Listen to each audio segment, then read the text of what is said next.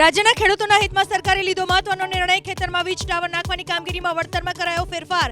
1 હપ્તામાં વળતરની રકમ ચૂકવાશે એડવાન્સ.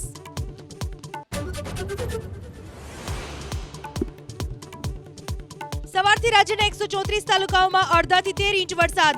ડાંગમાં ભારે મેઘખાંગા. વઘઈમાં 13 ઇંચ વરસાદથી જળબંબાકાર. પૂર્ણા, અંબિકા સહિતની નદીની સપાટીમાં થયો વધારો. સુરત, તાપી, નવસારી સહિત દક્ષિણ ગુજરાતમાં વરસાદની ધમાકેદાર બેટિંગ. સુરતના અંબિકાનો મધર ઇન્ડિયા ડેમ ઓવરફ્લો. વ્યારાની સોસાયટીઓ બની જળમગ્ન.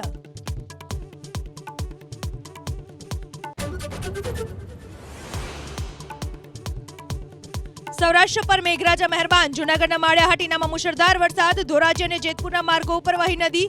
પાણીના પ્રવાહમાં તણાયા પશુઓ. ભાવનગરના પાલીતાણામાં પણ વરસાદ.